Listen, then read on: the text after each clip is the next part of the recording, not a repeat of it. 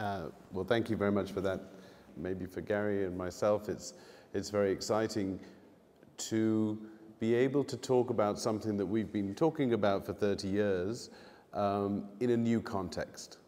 And Gary's not had a show in Korea before. He's shown a few paintings here before, but he's not had a solo show. So I think for both of us, for different reasons, this means a great deal. For me, it means a great deal because as a curator, the thing we think about most is context. We think about where a work of art or where a practice fits in context. And so to create a new context and to have a new audience with new expectations is extremely important. It's extremely important for the art. So maybe if I can just take a couple of minutes to just talk about where this all came from. And I will ask Gary some questions in a second, but just to go back, to try to understand maybe where this work came from. Gary is one of our most celebrated painters in the UK, but came to prominence as part of a much larger group of artists, and they're known as the YBAs, the Young British Artists. Of course, Gary's still very young.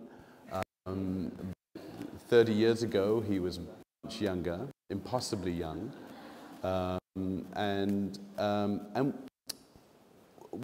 what happened at that moment was, for me as a critic and as a curator looking at this, was suddenly there was a large group of artists who were working in new ways, who had looked at previous generations but had made their own path and were making their own exhibitions. And you mentioned Frieze, for example, before, the legendary exhibition that probably only this number of people actually went to, but so many people have mythologized it. And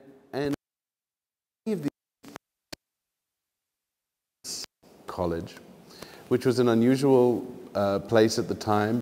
When you applied to become a student there, you didn't apply as a painter or a sculptor, you applied as an artist, and you made a choice. I think in that context, someone like Gary, opportunity to do something new. So Gary, can you cast your mind back to that time and maybe describe that moment where you started to make paintings that you thought, oh no, this is where I could go? Was there a moment at Goldsmiths where you thought this is the right way for me? Goldsmith College was a very good college. None of us knew it when we applied to it because it wasn't fashionable or had no reputation as being a really good college. It was far South London, away from all the good areas of London. And so mainly the people who applied to go there were the sort of wrong people. It was incredibly competitive. That we travelled from everybody's studio space and looked at each other's work, and if somebody made something good, you shouted at them and told them they were terrible and how could you do this, and if someone made something terrible, you wondered why it was so terrible, and the conversations were equally vehement. And every month there was a criticism where one artist, one student would have to take a work or a series of works, and they were brutal. That you had to be very strong to stand up to all of your friends telling you what was wrong. And one of the great things about that was you either learned from what they were telling you and you should take that on, or you became clearer about what you truly loved yourself and that their criticisms were not valid for you. And in my third year, to answer your question about did I make something that I regarded as good. It took until my third year to make something that I recognised as good, and I hadn't worried about that because I was supposed to be a student and I was acting like a student, mainly making rubbish. But in my third year, I made a painting of a hospital door, very simplified, to the same scale as a hospital door, using the same paint that hospital doors are painted in. And it was a revelation to look at it, because it worked as a picture, a painting, a sculpture, a representation, and it fulfilled at the time all the sort of intellectual criteria that were floating around about what art or representation is. So it was a magic moment, because you finish it and then you look at it and it was like, oh, I've got this. And all of my friends and colleagues all came and went, oh, this is a good one. I would say, and I'm glad that Gary's talked about these door paintings, because on a personal level, there are very few works of art that you come across in your life that change the way you think about things. And Gary's door paintings really did that. I confessed to him this morning, and he never knew it until today, that I really didn't like them when I first saw them. Within 6 months, I thought they were the most important paintings I'd ever seen. And it took time, because they're difficult paintings. They were the toughest things that I'd ever seen. And I have a very fond memory. I don't know if you remember this. I came to your studio very early on after you'd left Goldsmiths, and it was in a Hoxton Square, and you had to have a secret knock to get in because it was, I think, illegal, the thing. And inside, Gary was underneath a tent of plastic. And this was to stop the dust and so on. But it was very interesting, because the lesson from this thing was that surface was almost the most important thing in the process, and you were painting and sanding and painting and sanding. Can you talk about those processes a little bit?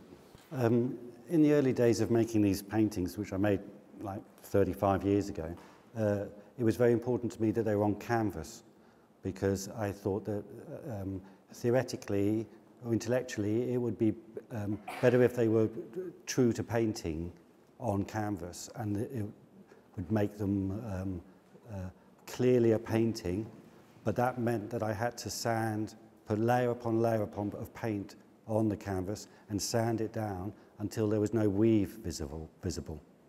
And this is a torture. It goes on for days and hours, and your arm falls off, and it's hideous.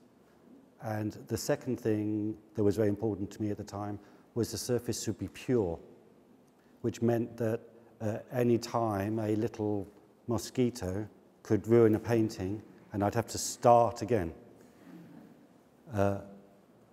After doing that for a number of years, I thought that I was beating myself with a stick of my own creation, and that I must start to love nature and accept nature.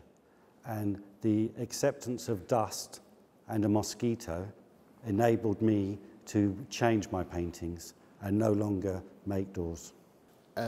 You just described that moment of transition, maybe through exasperation, but thankfully for all of us, into another phase of your painting.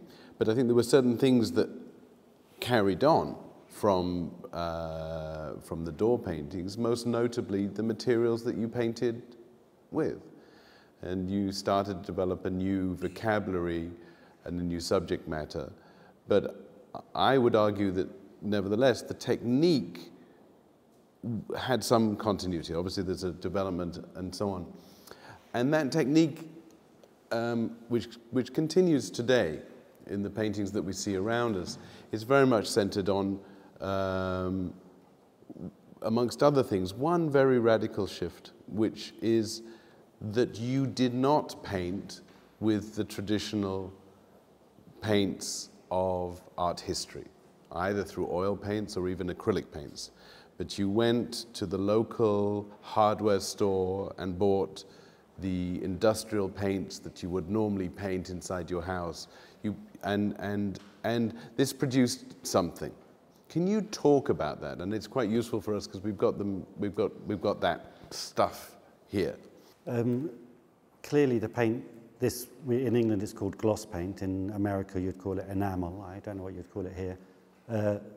It's been my paint of choice right from that afternoon in Goldsmiths 35 years ago, whatever it was. And the reasons for it are many, really. One of them is that it's fluid.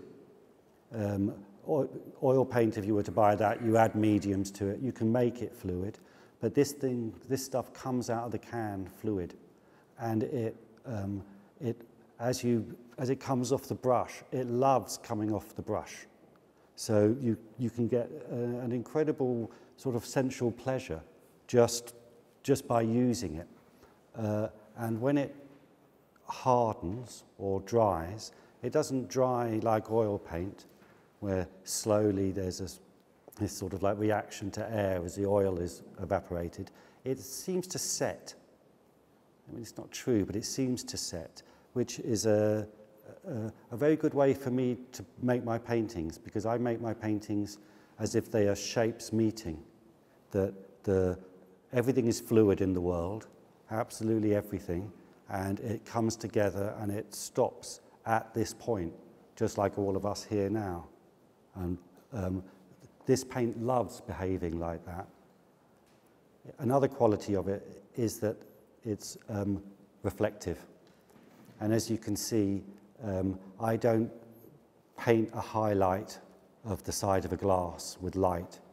I use the light of the world to have light in my paintings. I've always seen them as a little painting on a planet, like the Little Prince, just spinning around, and it becomes visible and in the sunshine and changes in the night.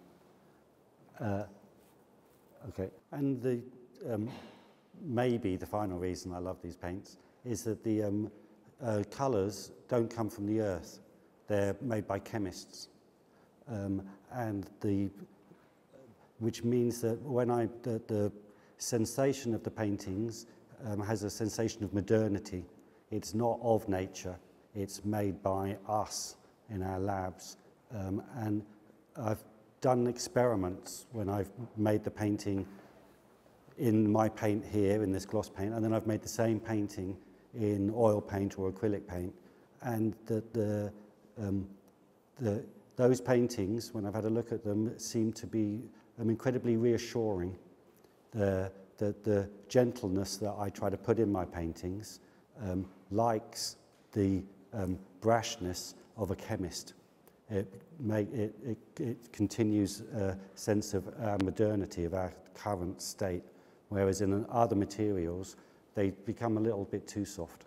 It's interesting that you talk about the paints as being not of nature, and yet nature is one of the driving, recurring subjects in the paintings. Can you talk a little bit about the imagery that you turn to? Well, I love nature, and for any artist here, you've got to paint something, and what the hell am I going to paint? And I wonder to myself, well, if I am a painter, I should be able to paint a leaf and make a painting out of that, even though it's just a leaf. And the reason, that's the first reason, is an experiment to see whether I can make something have a value. And clearly nature is such a great subject because everything grows and everything dies. And a painting is an attempt just to hold that for a moment so you can take pleasure in the fact that we're passing.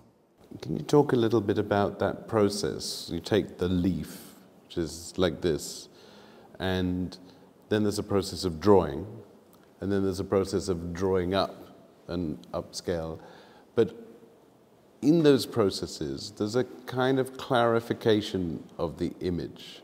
And there must be some decisions about what you're going to include in terms of detail and what you're going to exclude. Can you take us through those stages?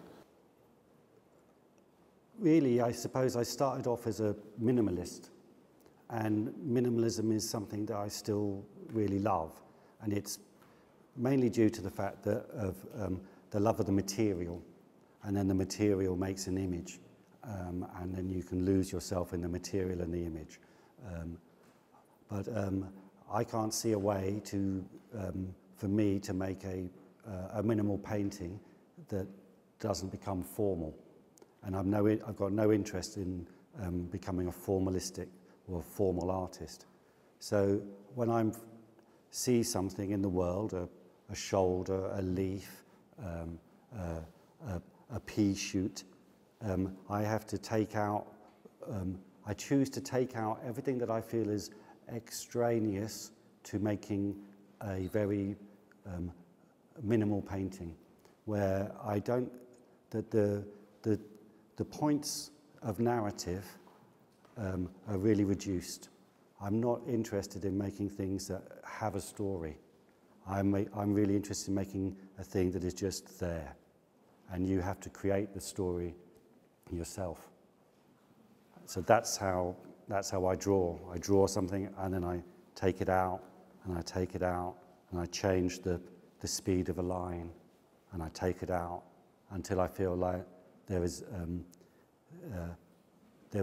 no narrative journey.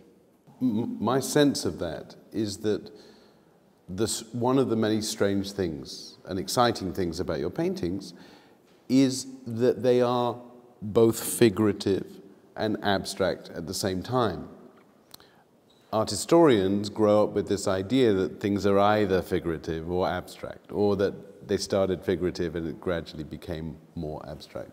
But it seems to me one of the achievements, and it's fortuitous that we are in front of this extraordinary painting, and we can see that one of the great achievements is this simultaneous coexistence between representation and something that really still belongs to that legacy of minimalism. It seems incredible now, as the argument is no longer powerful. But when I first started painting paintings that were clearly images or pictures, there was a lot of resistance to the fact that they were neither abstract paintings or figurative paintings. And I was criticized for not being on one side or another. And I just couldn't understand or believe the argument, like why we're artists, why do we have to have this historical, you're either with us or you're against us. It seemed like an incredibly old idea and against creation. And I thought my job and our job as artists is to create. So to hell with their rules, and I will look for images and allow my love for minimalism to have imagery in it. It's I met Ellsworth Kelly a few times, and when we were speaking about his abstract paintings, he went, "Oh yeah, but you know they're all just a shape between the legs, you know, of a horse." I had no idea. He goes, "Oh yeah, you know, don't tell anyone." But you know it all comes from nature. Maybe because we have the opportunity, we should actually talk some specifics. You know, I've been looking at this painting for a few days. It strikes me it's the best value painting in the building because you actually get 6 paintings in one, and that's not a joke in a sense, because when you start to separate the elements, you realize that each one is a Gary Hume, and then it combines into a bigger picture. But I think in a way, what I love about it being in these panels is the way that it's internally analytical of the subject, and it breaks it down in front of your eyes, and it's a very useful visual device. Can we talk a little bit about how this painting made? It's a very ambitious. I've always been interested in birds. For many years I was quite scared of them. I didn't like their sort of like dusty feathers and things. They made my skin crawl. But I had a very lovely experience in my studio. I had a scrappy little yard, and when I was completely anxious and everything was going wrong, a blackbird made me singing, and it gave me an inordinate amount of pleasure to have this moment of creative activity that was entirely separate from me, and I could enjoy it. And so I was interested in the fact that they're autonomous and they're other. And it's one of the things that I like, the qualities I like to have in my paintings, that you can believe in their autonomy, their absolute right to exist, their right to sing their song, as this blackbird does, but it's always other. It's always something that's not quite me. And so this particular painting is very simple. I just wanted to make a very big version of the autonomous and the other. Yeah, so it's like the bird is not just the bird. I mean, it's how I see every one of you as each finally unknowable being that has a song to sing, and that's what that's supposed to be. It's supposed to be you. And in the job of painting, it's not just a case of taking something small and making it big, but there's other decisions other painterly decisions that are made. And the most obvious one is your use of color. It's very often, what I would say in the nicest way, it's very often wrong. Can you talk about the decisions of color in a painting like this? Color is a completely intuitive process for me. I have no hierarchies for color. The only time color did a very strange thing is I painted a baby, and I chose to paint it black, and because I wanted it black. And it was only when I finished painting it black, I went, oh, I've painted a black baby. But initially, I didn't even think about it. So the colours come from having a drawing, and I look at the drawing, and the drawing tells me what colours it should be.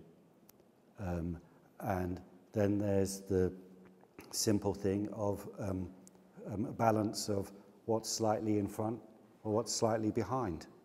And as you can see, generally, I don't use that many colours, and I need to just have a fine little balance to create not too much depth.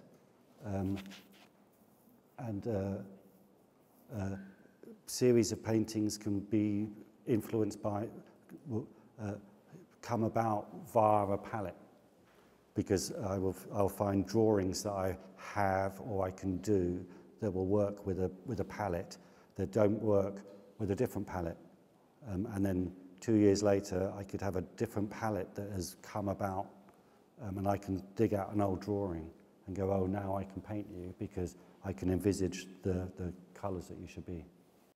And when you talk about a palette or series of colours being right, that doesn't mean, I guess, that they are about likeness. It's not, what I see are not necessarily the colours as the bird was found in nature, the background as it was found in nature. And yet you would always, there's a disconnect between those colours and the subject's likeness in nature.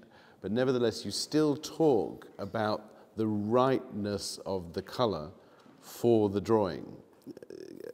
Can you dig deeper The subject is always secondary. The subject is the primary beginning of a painting, and the subject might be the emotional content of the painting, but as soon as I pick up a brush, the subject is meaningless to me. Then the only thing that matters is the painting. So that's a painting of my mum, but even though I love my mum dearly, and she would hate that painting, that I'm trying to make a painting that contains my mum rather than a painting of my mum. As a painting that's, I mean, it's a hard painting to read in terms of its formal composition. If one were to think about imagery in graphic terms, and I'm mentioning that word specifically to separate what Gary does from a kind of more graphic form of image making, you make it hard for us to read the image. Can you expand a little bit on that? Because there are sometimes very specific reasons for that, why it's less readable on the surface. That particular painting is, it looks like that because my mother has dementia, and so she's no longer who she was, and so she is disappearing, and it's a part of a farewell to my mum. So I can't see her because she can't see herself anymore. She's gone. I can just about see her, and she is a bit uncomfortable, and that even though a lot of the time things are soft, there's this occasional anxiety, which is the hard parts, and so it's just a simple, not particularly attractive painting of a very simple and not particularly attractive part of our lives, when the person you love no longer even knows who they are, and it's like bye-bye. Well, sometimes looking is more important than seeing, and sometimes seeing is more important than looking, even in English. The reason I gave the title, I suppose, was to encourage more looking. I mean, and I don't want to force anybody to look because that's like tedious, but my paintings are quite simple, and much of looking is being able to classify. So you see an apple, you look at an apple and you go apple, and you're happy and you've got an apple. To see an apple is you look and you go apple, and then you look at the apple until you see the apple, and you can see where it must have been on the tree to get the red side. You know, how is the stalk still there? Is there a bruise? What is it? Until finally you get an apple. That's really the difference between looking, classification, and seeing, which is a true observance of it. You're right to be confused, because in the English dictionary it describes looking and seeing as I've just described it, and it also says, but you can invert it and put the priority on seeing and then looking, and they both mean the same thing. It is basically, it's simply classification. That if you classify it as an apple without checking out the apple, that's looking. We're just gonna have to go along with it. It's classification enables people not to think or feel, because the job is done. You know it's an apple. I don't need to do anything else.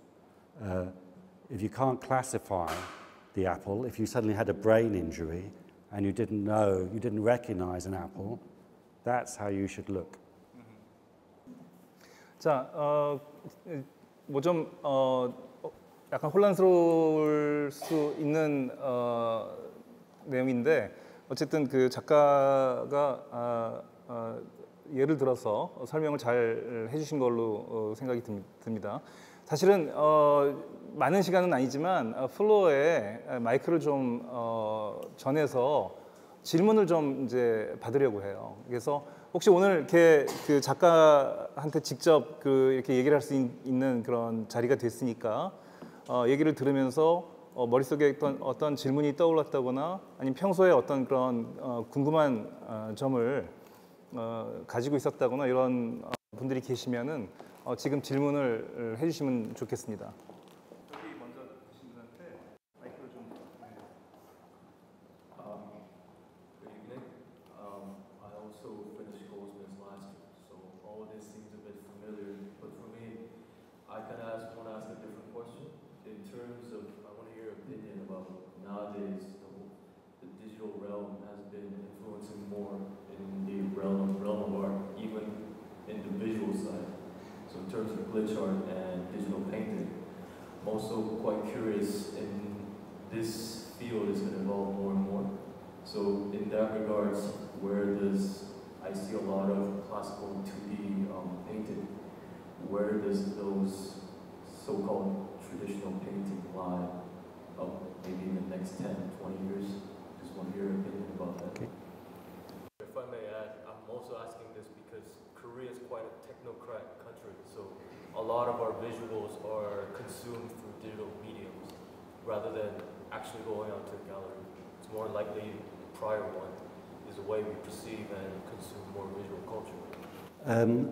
I myself don't have any interest in digital making, for me to do any digital making. At one point I did engage myself with a computer, and I did start making images using a computer, but I found I had so many choices I couldn't decide. Well, basically at the end of the day I had like 35 excellent things, and how could I tell which of those I thought was really excellent, because every click of my mouse made an interesting change. So I put that away because it was too complicated for me. And what I love is I'm very happy that there's a new medium of digital imagery. And you described this as like old-fashioned or something, but I see it as what I love is the physical, that these things are actually made. So I make one of the reasons for this paint is to make a concerted effort that they're not very well photographed. You can't photograph them very well. Photographers hate to photograph them because they can't tell what color anything is. Is that white? When they take an image of it, they go, it looks like there's white paint all over that, but in fact it's just light reflecting off red. So for me, this is more like actual sex, and you're having cyber sex.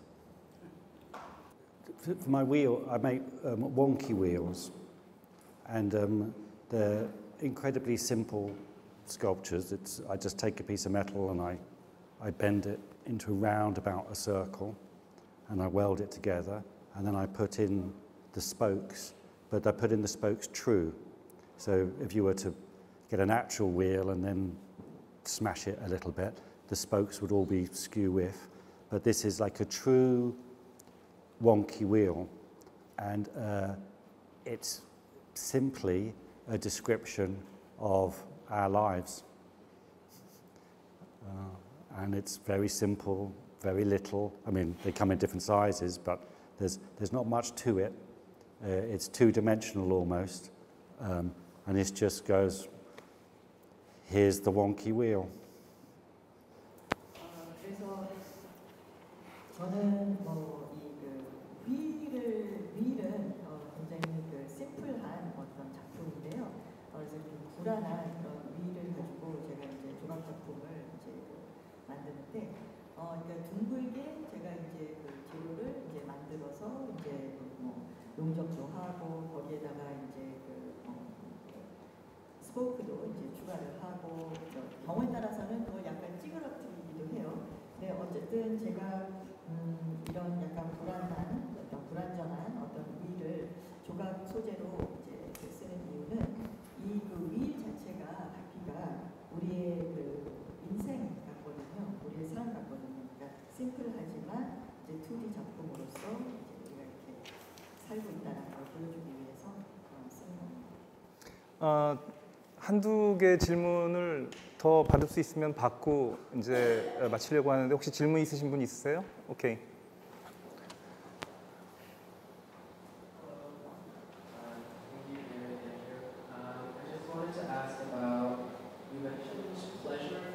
Throughout your talk, and I was just wondering the role of pleasure in your practice, whether that be in yourself being interacting with the paint, or is it with us viewing and learning more about something, or like what that means to you and how that informs your work. I didn't notice I'd said it quite so much. So, pleasure is, of course, a difficult thing because even if I finish a painting, my pleasure at the end of that painting, if it's finished, lasts about 12 seconds because I've got a problem there and I can't, that painting's still no good. So this is like, hurrah, that's done, but it's like an end of a problem rather than a solution because I always want to make something. And the pleasure in making, I really love making things. I mean, I just love spending all day making things. And so I guess that's pleasure. I can't believe I'm still doing it every day, and I just love doing it. And the act of putting on the paint, I find that if I don't love putting it on, I don't end up liking the painting.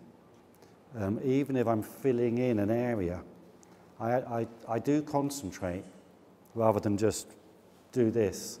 And I love dipping in the brush, and I love painting it, and I love the paint coming off. And it feels to me like it helps the painting because I'm giving it a level of care that it might exude, once it's finished. So the pleasure and pain of making I just don't know how any artist can really get like absolute pleasure because you'd have to be like a child or a genius.